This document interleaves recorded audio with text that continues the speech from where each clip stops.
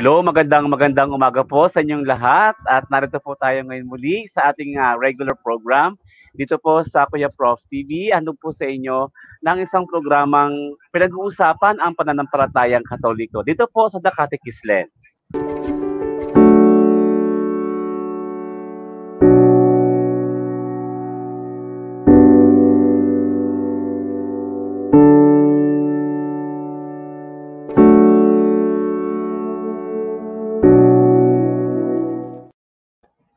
Muli po, magandang araw po ng Webes sa inyong lahat. Ako po muli, si Teacher R, dito po sa The Catechist Lens. At inyo po napapanood at napapakinig every Thursday.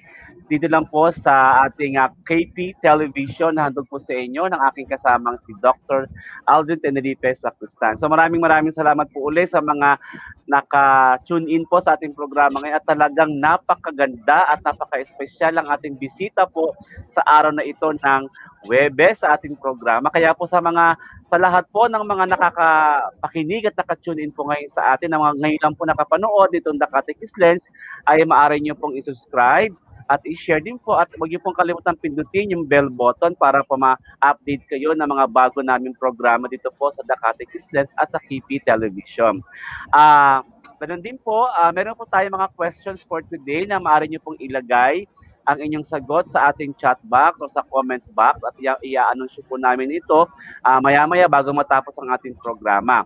Meron tayong unang question para sa The Philippine Star. Kailangan lang po dito ay meron kayong, of course, meron kayong hard copy, yung kopya mismo ng The Philippine Star. At ito po ang ating katanungan sa araw na ito. Ano ang headline ng The Philippine Star kahapon, Wednesday, April 28, 2021? So ayan, kung meron po kayong Philippine Star na issue kahapon, kunin nyo na po at ilagay po ang inyong sagot sa ating comment box. At kung sino pong unang makakabigay ng tamang sagot ay mabibigyan po kayo ng prize mula sa KP Television. Ayan po. So mamaya po sa aming pag-uusap ng ating very special guest, ay doon po ako kukuha ng ating tanong para sa ating Kati Quiz for today. So sa lahat po ng ating mga nakikinig ngayon, makinig po kayo, tapusin niyo yung programa para po makuha ninyo yung tamang sagot at ang sa mga maaari magsumagot dito ay i-comment nyo lang din po sa ating programa ngayon. At muli po sa ating mga viewers, ay pwede po kayo makijoin sa amin ng ating very special guest for today sa pamamagitan po ng pag-type ng inyong comment, ng inyong insight, o maaring tanong din sa ating special guest. So ayoko na pong patagalin pa ito sapagkat ako din po ay tuwan-tuwa at ako pinapaunlakan ng isang napaka-special na tao na pari at isang awardee pagdating sa ministry ng evangelization using the multimedia using technology as a platform, at talagang siya po ay kilala na siguro kilala na hindi lamang sa Pilipinas kundi maging sa ibang bahagi ng mundo sa kanyang patuloy na ginagawa sa larangan po ng evangelization. Napapakinggan po natin siya at nakikita sa kanyang araw-araw na reflection sa almusalita. Maaari na pakinggan nyo na rin po siya sa kanyang mga binibigay na mga recollections sa iba't ibang parokya. Hindi lamang po sa Diocese of Novaliches, kundi sa iba't ibang pang mga dioceses na dito po sa Maynila at kung saan pa. Siya po ang kasalukuyang Kura Paroko ng Kristong Hari Parish and Shrine for the Youth ng Diocese of Novaliches. Palakpakan po natin virtually si Reverend Father Luciano Feloni. Good morning, Father! Good morning, Art. Good morning sa ating mga viewers for today. Yes, po. Father, it's really my pleasure to have you. Alam nyo, Father, talagang pinag-isipan po namin ito ni Kuya Prof. Paano po namin kayo ma-invite? Sabi ko, Kuya Prof, parang hindi ko ata kaya si Father Feloni na ma-invite sapagkat napakarami niya ng gawain sa diocese, sa parokya, at sa buong ito, meron pa silang bagong e-pray, Father. Last time po nakausap ko na din dito, guest ko po si Kuya Jun. Siya po yung na-invite ko dito para magbigay po ng kaunting overview nitong e-pray. And it was really very effective kasi marami po sa mga friends ko ang nakapag-contact na po sa mga pari. Yes, Father, talagang sabi nila, natuwa sila kasi po talagang mismo pari daw yung tumawag, nag-offer ng dasal. At siguro mamaya, Father, medyo sesegue tayo ng konti doon sa bahagi na yun. Pero ngayon, Father, no, gusto ko lang pong magpasalamat talaga po sa inyo. Unang-una pa lang. So, Father, ang nais ko lang po talaga ngayon na makakwentuhan kayo, may kinalaman po ito sa ongoing na proyekto ng diocese. Kasi po, last time, na-review ko yung iba ninyong mga videos. Napanood ko doon yung video ninyo na kayo yung nagsasalita. Parang bago lang ata kayong lipat dun sa parokya. At talagang kayo po yung nananawagan sa mga tao para tumulong doon sa parokya. Siguro, Father, as an overview, kamusta na po ba ngayon yung proyektong ito ng actually buong diocese po, Father? Before you became the parish priest, kamusta po ang status ng programang ito ngayon, Father? Well, sa ngayon, dahil sa pandemya, ang proyekto ay nag-pause for a while, no? Dahil yung mga parokya ay talagang hirap na tumulong sa iba dahil hirap na mag-survive din, no? Ang mga simbahan. At the same time, papasok labas tayo ng mga ECQ, MECQ na binabawal yung mga construction projects. So talagang practically is on a pause yung project. Noong bago magsimula ang pandemya, we were very happy kasi nailagay pati yung mga beam. So that it was already the 8th floor, is an 8th floor church. The 8th floor was structurally to the roof level, and we were getting ready to put the roof. So we were very excited. Kung wala sana yung pandemya, by the end of this year should be totally completed yung simbahan. Pero mukhang iba ang plano ng Diyos. So yun, nahinto, na-delay. Sa ngayon, we are more focusing on buong diocese on how to help spiritually and even financially, how to assist the people ngayong panahon ng pandemya. And so, napansin po namin na this is not the time for construction projects. This is the time for tulong, intervention, livelihood, food security, mga basic needs, no, dahil sa pangangailangan. And so we put a pause for a while, and hopefully pagkatapos ng pandemya ito, dahil nakikita po natin we can already see the end of the tunnel, no, na dumating ng mga bakuna, etc. Hopefully in 1 year or 1 year and a half we will be going back to normal, and hopefully dire-diretso po ang construction natin. Yan, sana nga, Father, talaga, yan po talagang ang ating pinapanalangin. Sana nga po mahinto na talaga. Hindi dahil sa, of course, dahil meron tayong mga naantalang mga proyekto. Pero, Father, napakaganda po nung sinabi ninyo, ang simbahan talaga ay kumikilos din ayon sa signs ng panahon, dahil sabi nyo nga po, parang untimely ngayon na humingi ng mga tulong sa mga bagkos. Ang Kristong Hari o ang parokya, mga parokya sa diocese ang nagbibigay ng tulong. Father, so far sa Kristong Hari Parish, ano po ba yung mga projects nyo or activities nyo that extended to the people pa financially siguro, or sa economic nila, or meron din ba kayo community pantry, Father? Parang something like that. Yes, Father. Yes.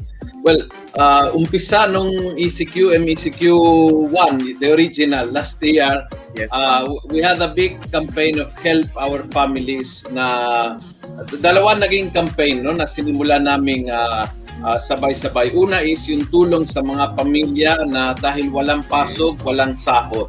And so, we distributed a lot of cash assistance, and then rice and vegetables, etc., to the amount of 4 million. So that was all raised through donations of the people at nagpunta sa tao. That was the first program. The second program was yung, we call it Adapt a Hero, at binigyan po namin ng merienda everyday lahat ng barangay tanod, police. You see, sa kasagsagan ng ECQ last year, barangays, Batasan and Commonwealth were highly affected, daming kaso. Kaya maraming bantay, maraming barangay people na na-deploy on the streets, even MMDA, police, and military. So ang naisip po namin is bigyan natin ng merienda everyday, lahat ng nagbabantay security, and that was for 3.5 months. They were more than 100 of them every day.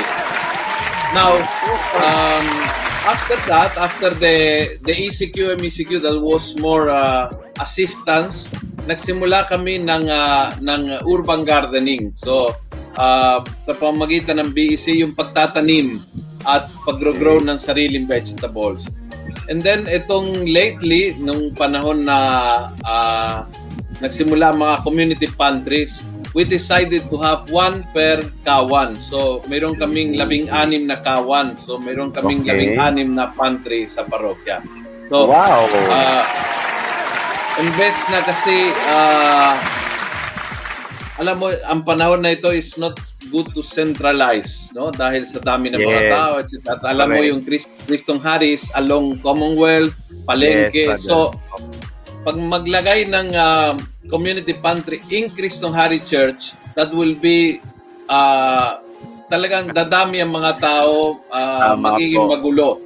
Kaya naisip namin i-decentralize, ibababa sa bawat kawan. So yung 16 na kawan ng parokya, mayroong community pantry. Father, is it funded by the parish or you welcome mga donations from generous people, Father?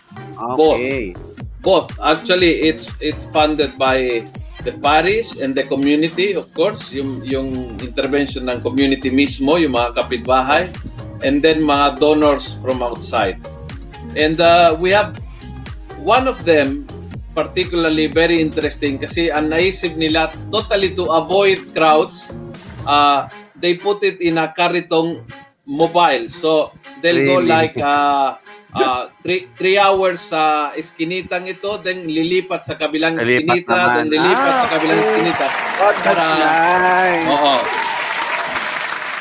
Para talagang i-avoid yung pilahan. Correct, Father. At nakita natin yung mga activities ngayon, ng mga community pantries na imbis na makatulong, Father, dagdag pa siguro sa mga tao dahil hindi na naiwasan yung overcrowding, mahabang pila.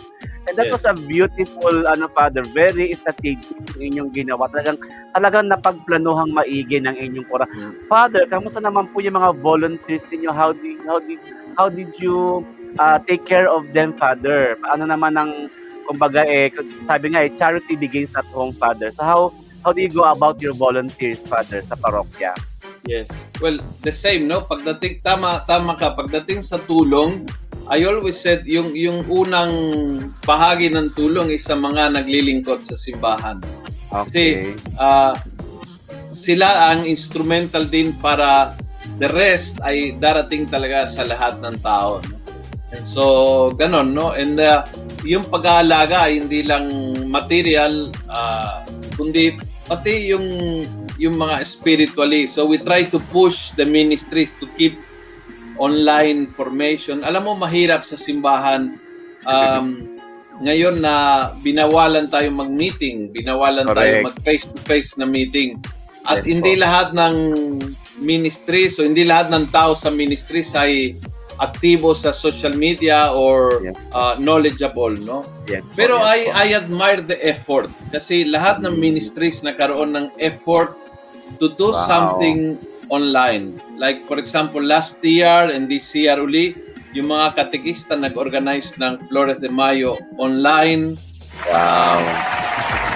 We have monthly meeting ng mga ministries. Every ministry continues their meeting online.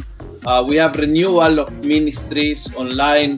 So somehow talagang tuloy-tuloy din ang kanilang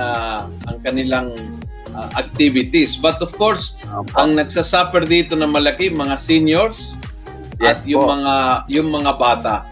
Itong dalawang grupong ito na binabawalan lumabas, Opo. Talagang mahirap how to reach them, lalo mga seniors kasi marami sa kanila hindi gaano online, hindi gaano sanay sa virtual world, no? Yes, So, yes, yun. Father.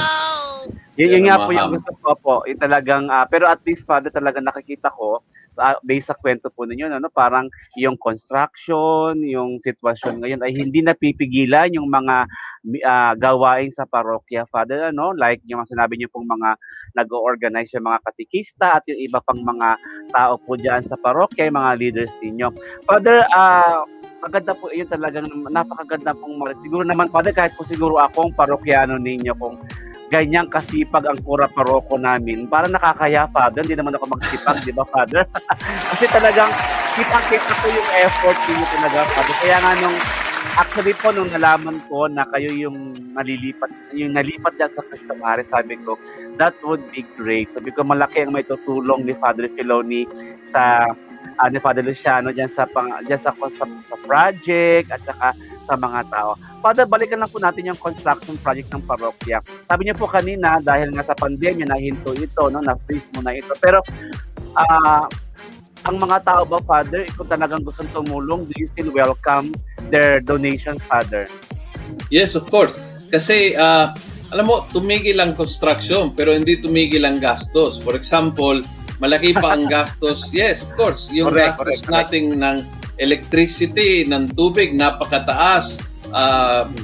Yung costing ng construction kasi may mga staff ng construction, may mga, siyempre ang laki ng project, so mayroon tayong security guards. So lahat po yun ay kailangan bayaran, and I tell you, it's quite expensive na kahit hindi nako-construct, just to keep things was very expensive.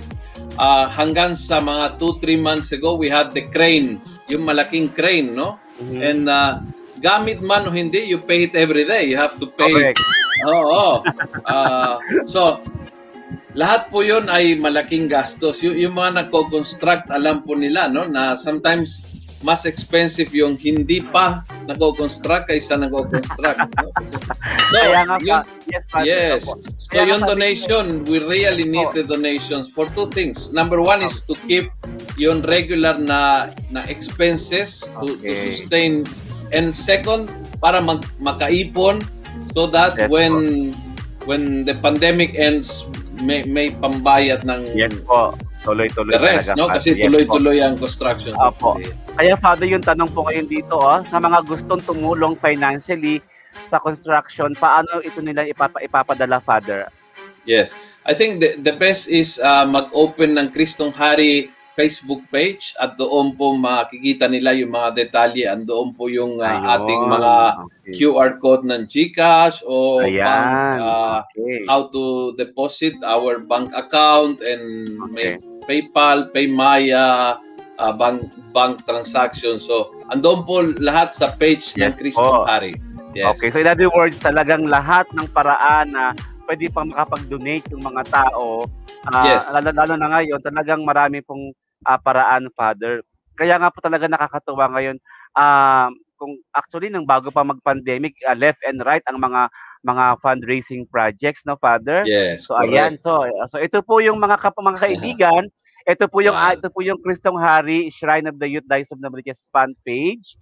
Nandiyan na po lahat yung makikita po ninyo. Sabi nga ni Father Luciano, yung paraan kung paano po tayo makakapag-donate. At ngayon po talaga ay sabi nga ni Father, kailangan yung donations. Yan po, Father, yung particular na napanood ko, Father, na video na yon. Talagang damang-dama ko, Father, yung iyong paghingi talaga ng tulong. Sabi ko nga, siguro nga, ito yung nagtulak sa akin para sabi ko, sana ma-invite ko si Father to really call for donations po talaga, Father. Kasi talagang alam ko po na malaking-malaki pa po ang kakulangan na talagang kailangan dyan sa KHP. So, Father, can you say something more about that?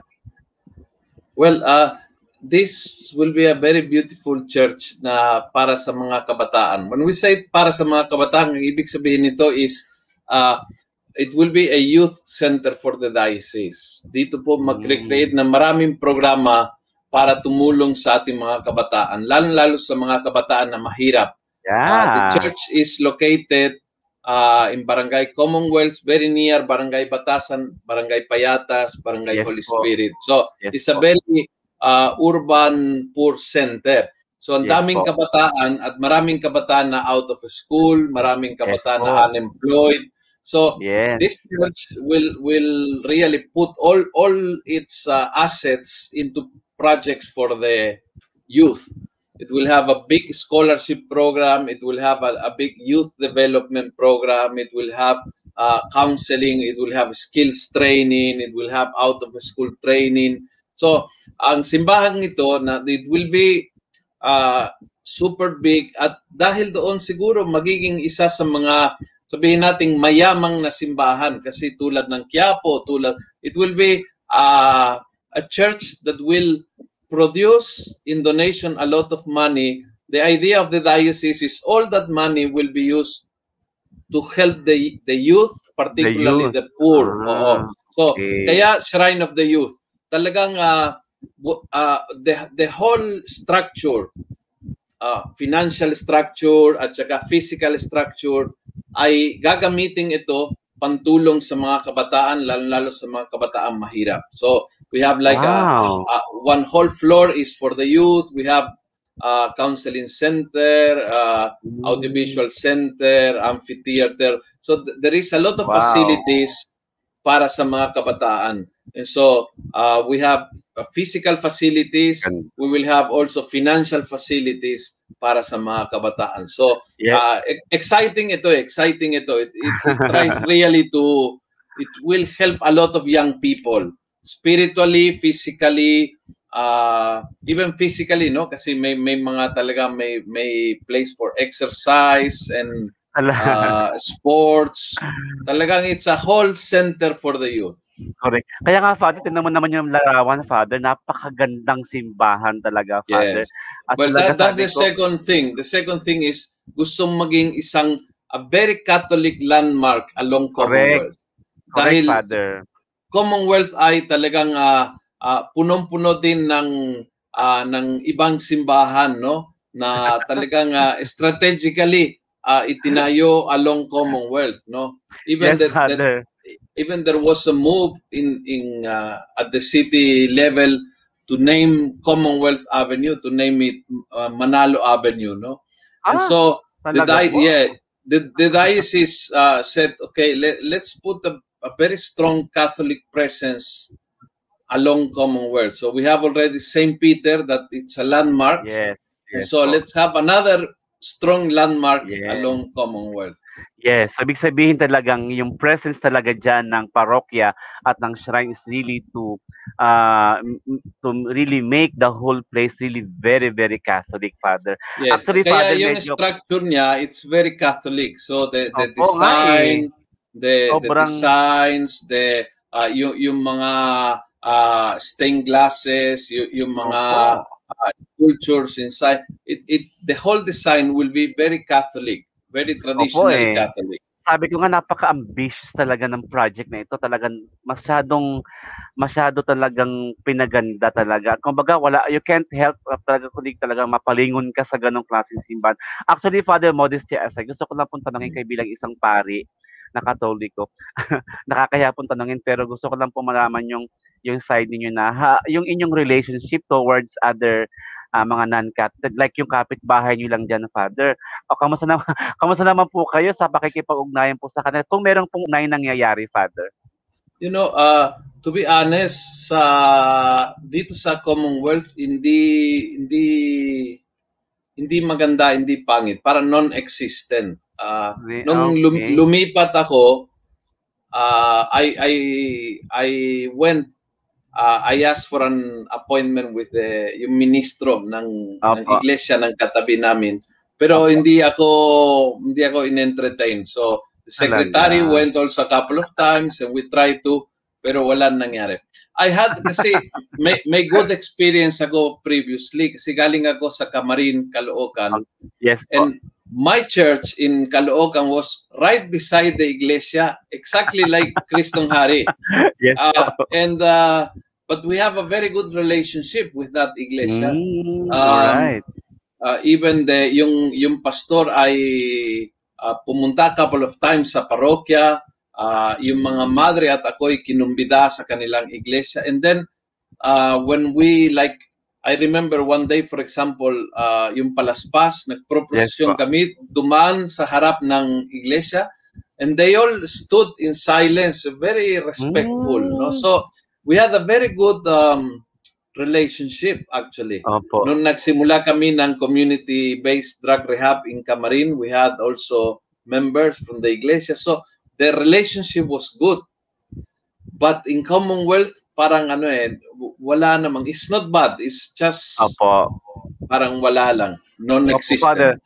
Yeah, so parang sabihin natin parang very cold, Father, sa bawat very cold, very cold. Oo, sayang kasi of course, kaya nga kapitbahay talaga as in literally. Kaya nga actually, Father, yung tumatakbo sa isip ng mga ordinary Catholics, mga naririnig ko sa mga nakakasakay ko sa bus, etc., mga dating kaparokya niya sa Cristong Hari, parang ano ba to, talaga bang hindi papatalo yung Katoliko sa iglesia? Kailangan ba talaga ganun kalaki yung simbahan? So something parang iniisip ng mga tao, talagang sige, contest to, palakihan ng simbahan, tingnan natin sino yung parang ganun, Father. But they don't really understand yung sabi niyo po kanina, na gusto talaga natin na ang Commonwealth, ang Kristong Hari talagang magbigay ng isang magandang imahe ng maging Katoliko talaga. Yung, yes. Kasi ang dami pang Father Katoliko. And also kasi hindi ganun, no? Hindi yung sa parang competition. Yung simbahan namin namin at saka ng iglesia ay in what is called National Government Center. So yung pag-aari ng lupa ay gobyerno. And so when they thought the structure of the place, inalat sa iglesia at saka sa Katoliko ng lote, no? So mayroon pong nakaalat na lote. Kaya ang laki din ng lote na assign sa simbahang Katoliko. Sayang naman kung hindi magamit ito, no? Correct, and knowing that napakaraming tao sa lugar na yan, and Commonwealth, napakaraming busy, daming tao, lalo doon kasi palengke, kanto ng Litex, it's really a place na talagang super busy. So yun po naging sanghi na gagawa ng malaking simbahan. Opo, kasi dati, Father, kasi nung nandyan ako, nung bata pa ako, hanggang maging voluntary catechist, lector, and all that, choir. Dati po kasi, halos buong NGC, sakop ng Kristong Hari. Diba po, siyempre sa mabuting pastor, sa pilot, may bago ng parokya. Sa bandang Holy Spirit, meron ding parokya. So hanggang saan na lang po ang sakop ng Kristong Hari ngayon, Father? So Kristong Hari is mula sa kanto ng Litex hanggang sa Sandigan Bayan. And then you turn left on Sandigan Bayan, IBP Road, going to Congress.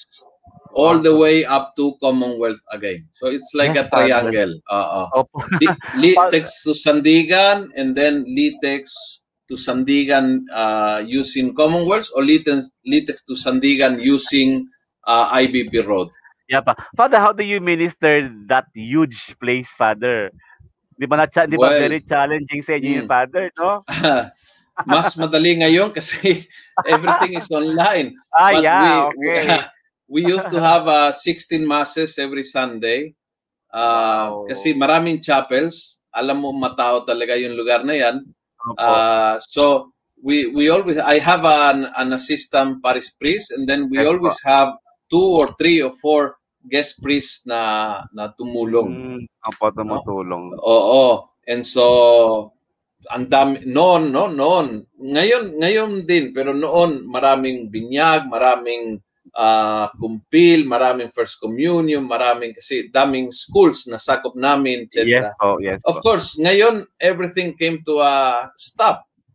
And yun ang problema, no? So we do a lot of things online. Yes po. Pero batid po namin na mahirap. Kaya itong dalawang barangay na ito, ang taas ng mga kaso ng COVID mula noong hanggang ngayon. They are top of Quezon City. Kung kaya, binabawalan kami magmisa sa mga chapel. So, from March last year to present time, I only said masses in 2 chapels for simbang gabi. they were allowed in Simbang Gabi, Yes po. 2 chapels lang. And then, after Simbang Gabi, yung balag namin to continue, pinag-usapan ng barangay, batasan na huwag muna kasi ang daming kaso. Opo. So yun, mahirap mag-minister ngayon dahil nawawala yung physical contact to the Opo. people. Pero Father, alam mo ba, sa pag napapakinggan ko yung mga reflections mo, hindi ka naman malayo sa mga tao, para ang lapit-lapit po talaga sa mga tao, 'di ba? Dahil nga po sa gamit nitong technology. Father, alam ko po napakarami pang po pwedeng ikwento sa amin, pero sabi niyo nga po kahit naka-freeze ang construction project ng parokya. But Father, let us make use this opportunity po, no? Baka mayroon gusto niyo pong manawagan muli sa mga nanonood sa atin, nakikinig, para po sa mga nais pong maging donor. Alam ko po kahit pandemic po, people would, out of the generosity would give. So Father, take this opportunity po para manawagan po kayo sa mga gusto po pong tumulong sa Kristong Hari Project. Yes, sa lahat po ng gustong tumulong sa lahat ng proyekto ng parokya, but lalo't higit itong construction project natin, ay very welcome, and every kind of help, any amount ay makakatulong. Minsan ang inisyatibo ang nakakatulong, minsan nagko-coordinate at ino-organize ng konting tulong sa mga kasama sa trabaho o sa ministry o sa family reunion or yung birthday celebration, ginagawang tulong. Maraming paraan para mag-organize ng paraan para tumulong. So very welcome sa lahat. But higit sa lahat, ito sinasabi ko mula ngayon, pag natapos itong pandemya, ialay po natin kay Mama Mary ang ating inandesay, itong regalo, yung shrine para sa kanya. Let this be our thanksgiving sa lahat po na nakaka-survive sa pandemyang ito. Let it be our way of telling God, thank you Lord na ako at ang aking pamilya ay nag-survive dito sa pandemyang ito. Yes po. So ayan po mga kaibigan, nandiyan po sa inyong screen, nakikita po ninyo kung paano po kayo makakatulong. Just simply hanapin nyo po ang www.facebook.com/parokya ng Kristong Hari. Nandiyan po lahat ng information kung paano po kayo makakapagbigay ng tulong, at si Father Luciano ay talagang bukas palad at handang tanggapin po ang ating mga tunat. Kitang-kita naman natin yung counterpart ng ating pari. Hindi ito Pilipino, pero Pilipinong-Pilipino ang puso talaga ni Father Luciano. At ang nakakatuwa po ang mga Pinoy, kasi Father, tuwan-tuwa siya sa mga foreigners like you na mas mahusay pa sa aming mag-Tagalog, Father. Ay talagang sobrang tuwan-tuwa ako, Father, when the first time I saw you sa mga meetings, ganyang gatherings. And then finally you became the parish priest of Kristong Hari, where my faith, Father, have started to grow as a young altar boy, then became catechist, choir, lector, and then until finally I went here sa place ko ngayon, sa parish ko ngayon, dahil dito po ako nakapangasawa. So then I begin to continue my ministry. Pero Father, I promise you, I'm just one message away. Whatever help I can extend po sa parokya. Opo, lang po, Father, andito lang po ako. That's why I tried my best to help. Father, for the last time po, muli po gusto ko pong magpasalamat sa inyo sa oras na binigay niyo po sa akin at saka sa The Catechist Lens program. This will be one of my best programs, Father, dito sa The Catechist Lens. So, Father, before we go, may pwede po bang, can you give us a blessing before we end this program, Father? Yes. Manalangin tayo. Sa ngalan ng Ama, ng Anak, at ng Espiritu Santo. Amen. Amen. Panginoon, kinihiling po namin ang iyong bendisyon sa amin, sa aming pamilya. Panginoon, iligtas mo kami sa lahat ng uri ng kapahamakan. Higit sa lahat, iligtas mo kami at ang mga mahal namin sa buhay mula sa COVID-19. Panginoon, hinihiling po namin tapusin nawa itong pandemyang ito, ilayo sa aming ang virus na ito, at bigyan, Panginoon, ng bawat isa sa amin ng kapayapaan, kalusugan, lakas ng loob, at ng kasiguraduhan na ikaw ay kasama namin sa lahat ng araw ng aming buhay. At ang lahat ng ito'y hinihiling namin sa iyo, Panginoon, na nabubuhay at nakahari ngayon at magpasawalang hanggan. Amen. At pagpalain kayo ng makapangyarihan Diyos, Ama, Anak, at Espiritu Santo. Amen. Amen. Maraming salamat, Thank you. Father Luciano, sa inyo pong Salamat oras po. po. Father, ayan po, sabi po ng isa nating viewer for our Inang Desay, inaalay natin bilang pasasalamat sa Diyos ang pagtulong para sa construction ng Kristong Hari Parish. Maraming salamat po, Father Filoni, for your zeal in serving God and His Church. From Salamat, Maria Elena. Maria Galing Elena. po din po kay sa isa po nating anchor dito sa KP Television. Magandang tanghali po, Teacher Art and Father Filoni. Ayan po, may nagigil po sa inyo, Father. Si Lorna rin po kasama natin. At sa inyo pong lahat, maraming salamat sa pagtutok, Father. Thank you so much. Thank you very po, much. Father. Salamat. Salamat po sa inyong oras. Thank you po. God bless. Okay. Yes, God bless po.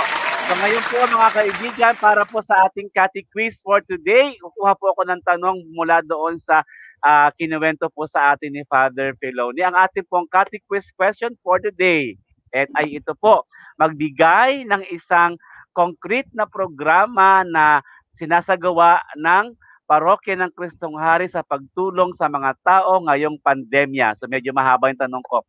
Just give one concrete activities or projects o program bukod sa construction na ginagawa po ng parokya para sa mga tao ngayong panahon ng pandemya. So if you know the answer, i-type niyo lang po sa comment box. Okay? At bibigyan po namin kayo ng prize. Kuya Prof, ano yung prize natin, Kuya Prof, para sa ating Catty Quiz? Kayo ay makakatanggap ng isang 500 years t-shirt mula po sa The Catechist Lens. So maraming salamat po sa inyo lahat. So muli po mga kapatid, ngayong araw na ito ay talaga fruitful ang ating programa at kwentuhan sa pakikipanayan po natin at sa pagbabahagi po ng karanasan at magmi-minister ng isang napakasipag na kura parokon mula sa Diocese of Navaliches ay si Father Luciano Filoni. Tuloy-tuloy po nating ipanalangin lahat ng mga pari sa ating diocese sa buong mundo sa pagtulong sa mga tao, lalo tigit yung panahon tayo ay nasa pandemya pa rin. So muli po, sa ngalan po ng KP Television, maraming salamat po. Dahil nga po dito sa The Catechist Lens, ito ay mayroong usapang Kristiyano, usapang Katoliko. Muli po, sa susunod na Webes, para sa ating programa muli, The Catechist Lens. Maraming salamat po sa inyong panonood. Kuya Prof, si Kuya Prof, si Kuya Prof, si Kuya Prof.